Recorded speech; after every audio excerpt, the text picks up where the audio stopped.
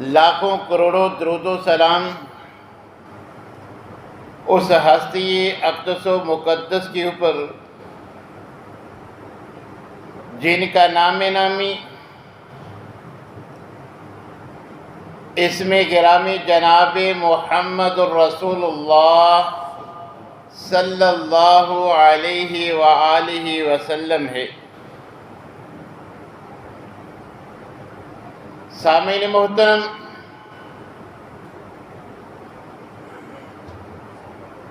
جس معاشرہ میں ہم بس رہے ہیں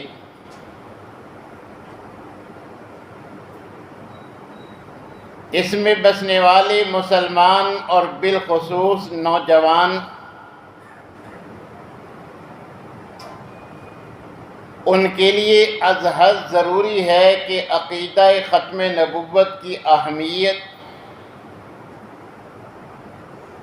صحابہ اور اہل بیت کی عظمت اور ان کے بارے میں کتاب و سنت کا صحیح عقیدہ، اس کا علم ہو۔ دشمنان اسلام دن رات اسی کوشش میں ہیں کہ وہ ان دونوں عقائد میں ہماری آنے والی نسلوں کو گمراہ کریں۔ تو اب پہلے سے بڑھ کر ہماری ذمہ داری ہے کہ ہم خود بھی اہم ترین ان عقائد جو کہ ہمارے ایمان کا لازمی جز اور حصہ ہیں،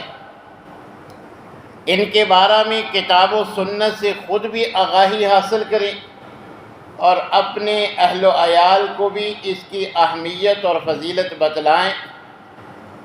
تاکہ اللہ نہ کرے وہ کسی کے جانسے میں آ کر کل اپنے ایمان سے ہاتھ دھو بیٹھے۔ ہر آنے والے سال آپ خود اس کا مشاہدہ کرتے ہیں، اور جب سے یہ سوشل میڈیا آیا ہے اس سے اس کام میں مزید تیزی آ گئی ہے کہ بڑے بڑے اہل علم بھی کتاب و سنت کو چھوڑ کر جب تاریخ کا زیادہ مطالعہ کر کے تاریخ کے متعلق دن رات سوچ بچار شروع کر دیں تو ان کے بھی الفاظ سے، ان کی قلم سے بھی ایسی باتیں سرزد ہو جاتی ہیں کہ جو کسی نہ کسی صحابی یا اہل بیت کے کسی فرد کے بارے میں گستاخی شمار ہوتے ہیں۔ حالانکہ نبی کریم علیہ السلام نے ہمیں اس موضوع کی حساسیت اور اس کی اہمیت کے متعلق باخبر کیا تھا۔ عقیدہ ختم نبوت ہو، بتا دیا کہ میرے بعد بھی جھوٹے نبوت کے دعوے دار ہوں گے، مگر تم نے ان کے دعوے کو کوئی اہمیت نہیں دینی۔ اسی طرح اپنے صحابہ اور اہل بیت کے بارے میں بھی ہمیں خبردار کیا کہ اذا ذکر صحابی فامسکوا، جس محفل میں، جس مجلس میں، جس مقام پر صحابہ کے بارے میں بحث شروع ہو جائے تو یاد رکھو فامسکوا، اپنی زبان کو لکھ رہے ہو تو اپنے قلم کو روک لینا۔ اپنے ایمان سے نہ کھیلنا، ورنہ ایمان سے ہاتھ دھو بیٹھو گے۔ اذا ذکر الصحابی فامسکوا، کہ مجھے اور آپ کو نبی کریم علیہ السلام کا حکم ہے کہ جب کسی مقام پہ صحابی یا اہل بیت کے بارے میں تمہیں اپنی رائے دینی پڑے تو اپنی زبان کو روک لینا۔ باوجود اس کے کہ صحیح فرامین موجود ہیں، پھر بھی جو ہے جانے انجانے میں ایسی باتیں زبان سے یا قلم سے جو ہے وہ ہو جاتی ہیں جو کتاب و سنت کے بتائے ہوئے عقیدے کے خلاف ہوتی ہیں۔ تو یہ صحابہ کرام اور آپ کے اہل بیت یہ تاریخی شخصیات نہیں کہ جن کو جاننے کے لیے ہمیں تاریخ پڑھنی پڑے، تاریخ سے ہم معلوم کریں یہ کیسے تھے۔ یہ اسلامی شخصیات ہیں، اور اسلام کا ماخذ اور مصدر تاریخ نہیں ہے۔ اسلام کو جاننا ہے تو اسلام کا مصدر یا قرآن ہے یا صحیح حدیث ہے۔ اور ایک مومن مسلمان کا جو عقیدہ ہے اس کا تقاضا یہ ہے کہ وہ قرآن کو اور صحیح حدیث کو تو دلیل مانتا ہے، اور اگر تاریخ اس کی تائید میں ہے تو اس کی اہمیت ہے، ورنہ قرآن و حدیث کے ہوتے ہوئے تاریخ کا کسی اہم انسان نے کیوں نہ مرتب کی ہو، ہزاروں کروڑوں سال بعد لکھی ہوئی اس تاریخ کو کتاب اللہ کے سامنے، جب پیغمبر کے فرامین کے سامنے اس کو سچ سمجھ لینا یا اس پہ یقین کر لینا یہ ایمان سے محرومی کا سبب ہے۔ تو اگر ہمیں یہ ذوق ہے، یہ شوق ہے کہ ہم صحابہ کو پرکھیں، تو ہمیں صحابہ کے بارے میں معلوم کرنے کے لیے کہ وہ کیسے تھے کتاب و سنت کا مطالعہ کرنا ہوگا، اور جو قرآن ان کے بارے میں بتائے، جو احادیث ان کے بارے میں بتائیں اسی کو ماننا، وہی عقیدہ رکھنا، اسی کے مطابق اپنا جو ہے وہ نظریہ بنانا، کہ مومن مسلمان کے لیے از حد ضروری ہے۔ قرآن ان کے بارے میں جو عقیدہ بیان کرتا ہے، تاریخی روایات اس کے بالکل برعکس ہیں۔ تاریخی کتابوں کا مطالعہ کریں، یا وہ مطالعہ کرنے والے جو کچھ بیان کرتے ہیں وہ آپ سنیں، تو نعوذ باللہ صحابہ آپس میں دست و گریبان نظر آتے ہیں۔ جب اس بات کو ہم قرآن سے پرکھتے ہیں کہ تاریخ ان کے بارے میں جو بیان کرتی ہے، قرآن ان کے بارے میں اس کی تصدیق کرتا ہے کہ نہیں، تو قرآن اس کا یکسر انکار اور اس کا رد کرتا ہے کہ یہ بات درست نہیں ہے ان کے بارے میں۔ تو نبی کریم علیہ الصلوۃ والسلام کے صحابہ کیسے تھے، ہم قرآن سے جاننا چاہیں تو قرآن ہمیں بتلاتا ہے کہ محمد الرسول اللہ والذین معہ، نبی کریم علیہ الصلوۃ والسلام اور جو لوگ ان کے ساتھ، ان کے صحابہ، ان کی جماعت، ان کے شاگرد ہیں، اشداء علی الکفار رحماء بینہم، آپس میں حقیقی بھائیوں سے بڑھ کر محبت کرنے والے اور دین کے، اسلام کے دشمنوں کے لیے سختی کا معاملہ کرنے والے تھے۔ تو قرآن ہمیں بتلاتا ہے کہ پہلی بات تو یہ ہے کہ تمہیں یہ حق ہی حاصل نہیں کہ تم ان کے بارے میں جج اور فیصل بن جاؤ، کہ صحابہ کے درمیان فیصلہ کرنا شروع کر دو، یا صحابہ کے ایمان کو پرکھنا شروع کر دو، اپنے خود اختراعی سانچے میں ان کو جو ہے وہ جانچنا شروع کر دو۔ قرآن ہمیں بتاتا ہے کہ ان کے بارے میں جاننا ہے تو اللہ تبارک و تعالیٰ عالم الغیب تھے، ظاہر و باطن کو جاننے والے تھے، یہ بھی جانتے تھے کہ بعد میں آنے والوں نے ان کے بارے میں کس قسم کے عقائد و نظریات پیش کرنے ہیں، کس طرح امت کو، نئی آنے والی نسلوں کو گمراہ کرنا ہے۔ اس لیے اللہ تبارک و تعالیٰ نے آج خود ان صحابہ کے بارے میں سب کی زبان بند کر دی، بس ضرورت اس بات کی ہے کہ ہم ان کی بات کو قرآن پہ پرکھیں، قرآن پہ پرکھنے کے بعد فیصلہ اور عقیدہ بنائیں۔ تو جب ہم قرآن سے پوچھتے ہیں تو قرآن ہمیں بتلاتا ہے کہ آج میڈیا پہ تم سنتے ہو لوگ صحابہ کے ایمان کے بارے میں باتیں کرتے ہیں، تو یاد رکھو میں اللہ احکم الحاکمین گواہی دیتا ہوں، اولئک ھم المؤمنون حقا، کہ امت محمدیہ میں سے کوئی حقیقی مومن دیکھنا ہے تو وہ میرے پیغمبر کے صحابہ تھے۔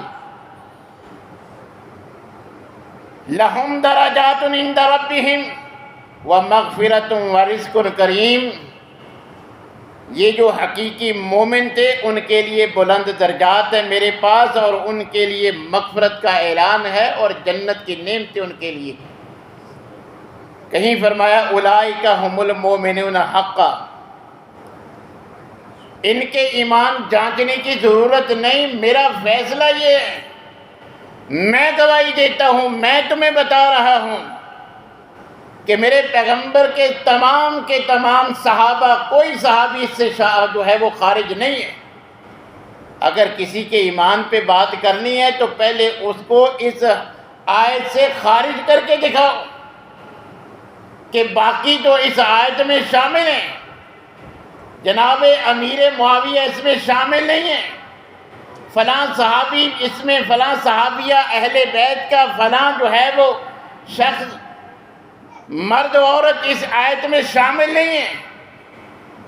پہلے ان کو ان آیات سے نکالو کہ ان سے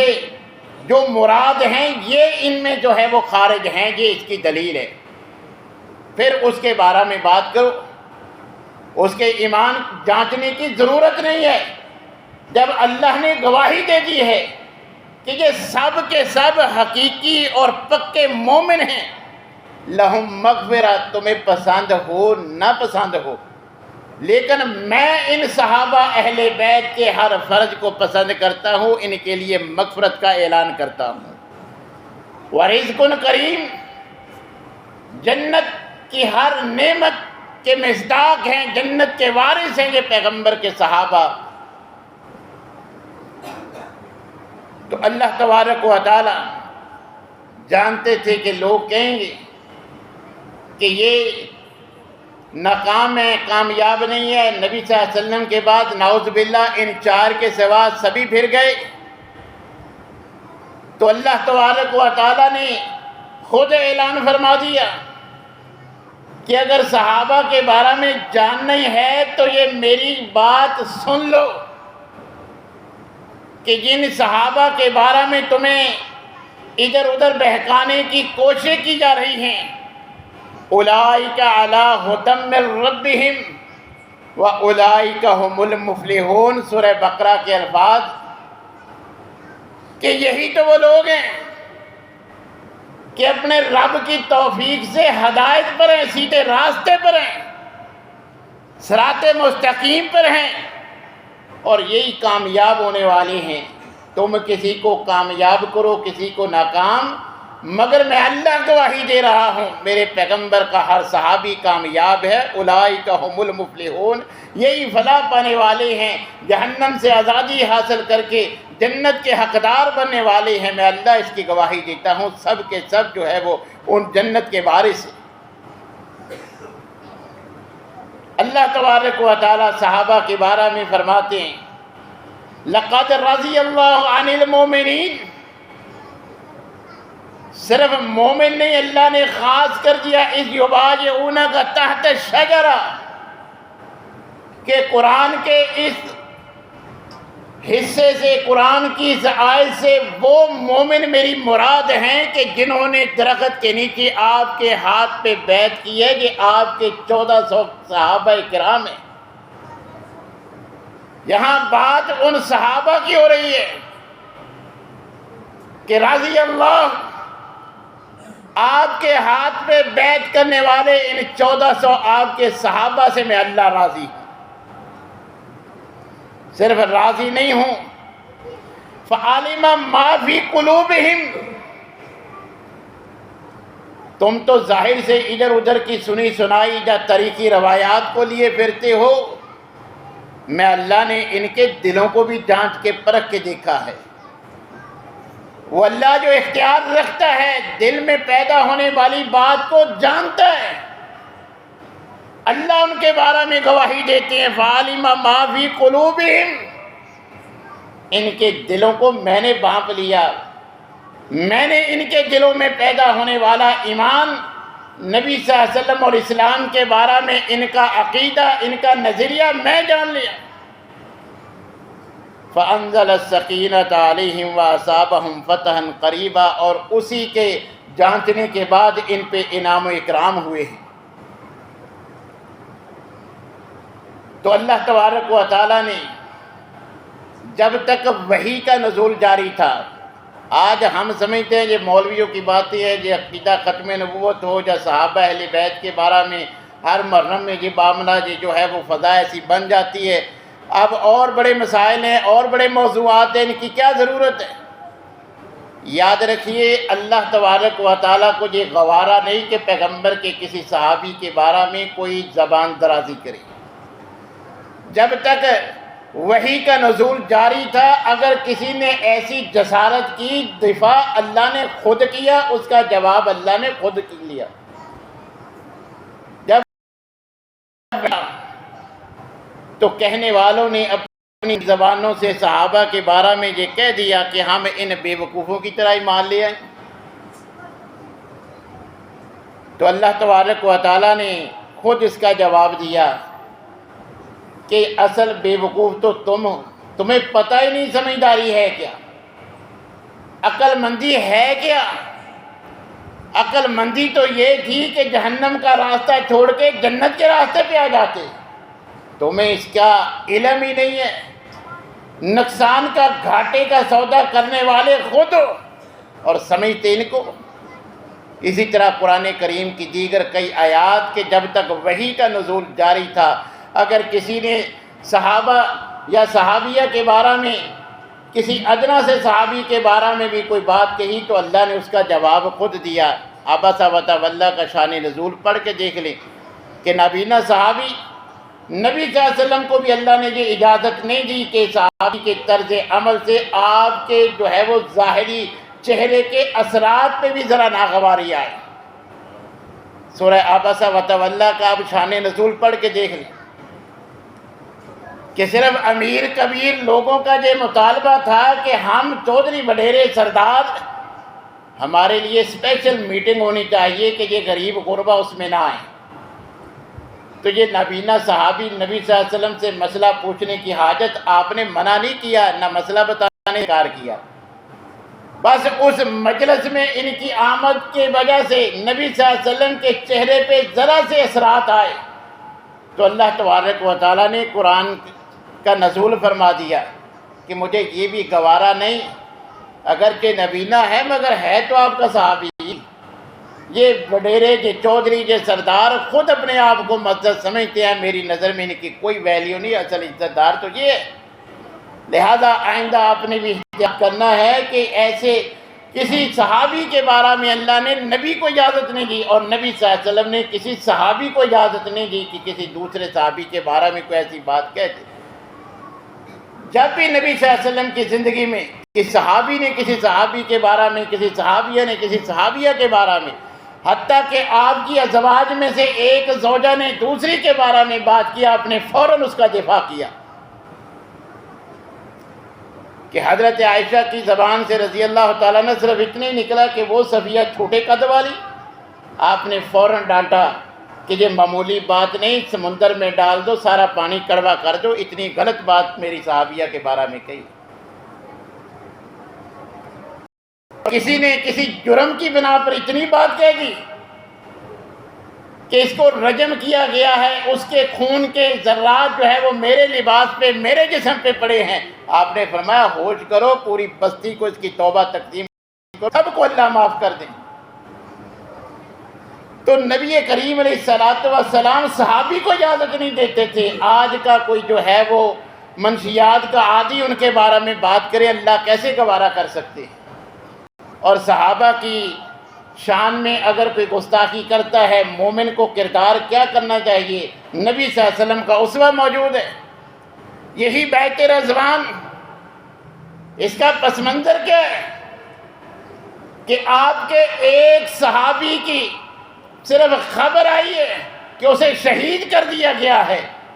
صحابی کا مقام یہ ہے کہ ایک صحابی کے خون کا بدلہ لینے کے لیے آپ 1400 صحابہ سے اپنے ہاتھ پہ بیعت لیتے ہیں کہ اس کی جو ہے وہ خون کا بدلہ لیں گے۔ یہ صحابی کا مقام ہے، قرآن بیان کرتا ہے۔ تو یہ اللہ کو بھی پسند نہیں، نبی صلی اللہ علیہ وسلم کو بھی پسند نہیں، اور ہم مسلمان مومن کو بھی یہ پسند نہیں کہ کسی صحابی یا اہل بیت کے کسی مرد عورت کے بارے میں کوئی زبان درازی کی جائے یا قلم سے ان کی عزت پہ کوئی حرف ہے۔ تو اللہ تبارک و تعالیٰ قرآن کریم میں صحابہ کے بارے میں فرماتے ہیں کہ یہ صحابہ تو وہ ہیں کہ جن کے ایمان پہ لوگ باتیں کرتی ہیں، یاد رکھو حقیقی مومن یہ،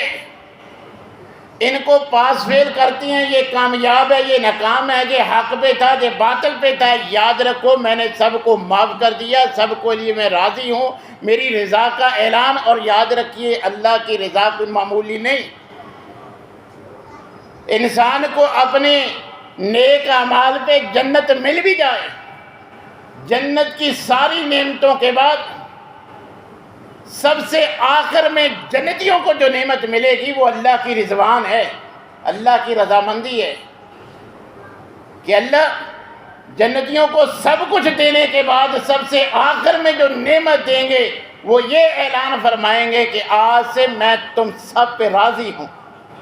تو جو نعمت جنتیوں کو بھی سب سے اینڈ پہ ملنی ہے، صحابہ کو اللہ نے ان کی زندگی میں عطا فرما دی کہ میں تم سے راضی ہوں۔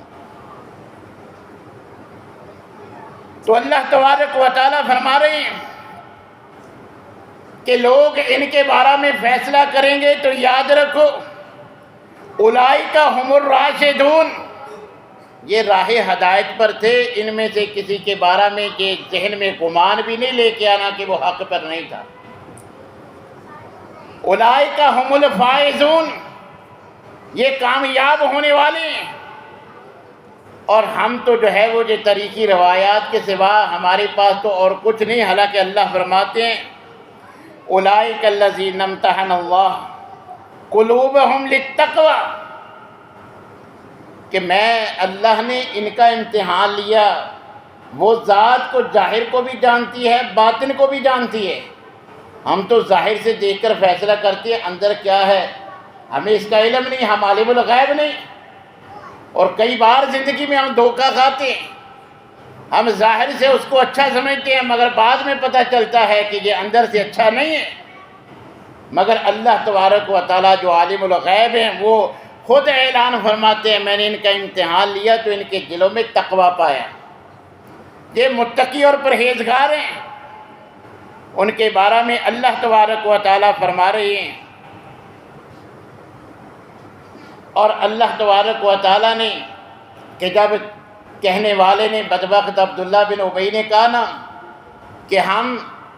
میں اور میرے ساتھ جو معزز ہیں ہم جا کر جو ہے وہ جو جن کو عزت نہیں ہے اس کے برخلاف ہیں ان کو مدینہ سے نکال دیں گے، تو اللہ تبارک و تعالیٰ کو یہ بات پسند نہ آئی۔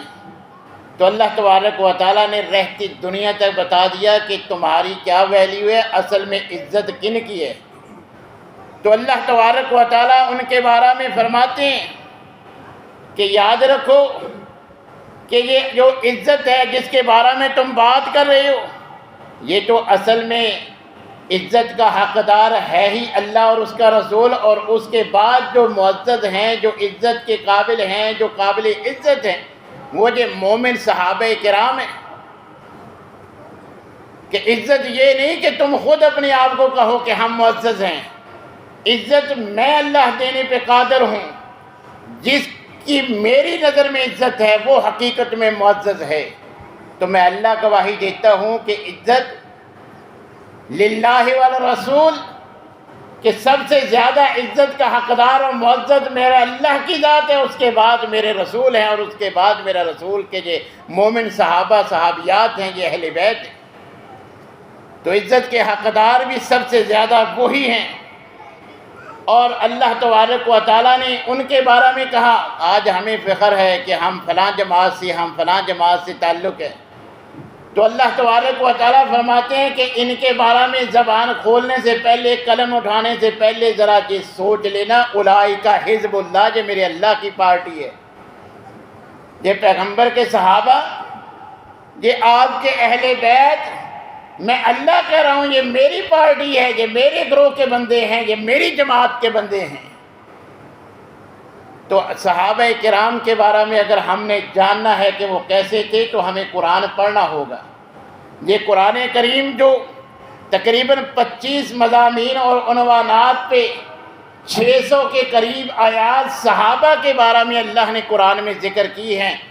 کہ ان کے تقوی کے بارے میں، ان کے ایمان کے بارے میں، ان کے کردار کے بارے میں، ان کے جو ہے وہ دوستی دشمنی کے بارے میں کہ دوست کن کے تھے، دشمن کن سے، لڑائی کن سے تھی، محبت کن سے تھی۔ تو 25 کے قریب جو موضوعات ہیں ان پہ 600 کے قریب آیات اللہ نے قرآن میں ان صحابہ صحابیات اور اہل بیت کے بارے میں جو ہے وہ نازل فرمائی ہیں۔ تو اگر ہم صحابہ کے بارے میں حقیقی موقف بنانا چاہتے ہیں، حقیقت کو پرکھنا چاہتے ہیں تو ہمیں قرآن کا مطالعہ کرنا ہوگا، اور اسی طرح جو نبی کریم علیہ السلام کے صحیح فرامین ہیں جن کا ذکر انشاءاللہ آئندہ خطبہ میں ہوگا، تو ہمیں قرآن سے جاننا ہے اور پیغمبر کے فرامین سے جاننا ہے کہ صحابہ کیسے تھے۔ ان کے مد مقابل جو بھی کوئی طریقی روایت بیان کرے گا تو ہم نے اس کو پسے پشت ڈال کے جو قرآن کہتا ہے اس کو حق ماننا ہے، کیونکہ یہی حق ہے۔ وہ اسلامی شخصیات تھے، اسلام کا مصدر قرآن ہے یا صحیح حدیث، وہ کوئی تاریخی بندے نہیں تھے کہ تاریخ کے جانتے، اسلامی تھے۔ اسلام کے مصادر سے ہم نے جاننا ہے صحابہ کیسے تھے، اہل بیت کیسے تھے۔ اللہ تبارک و تعالیٰ سے دعا ہے کہ اللہ تعالیٰ ہمیں قرآن نے جو صحابہ کے بارے میں بیان کیا اس کو منوان تسلیم کرنے اور اسی کے مطابق عقیدہ رکھنے کی توفیق عطا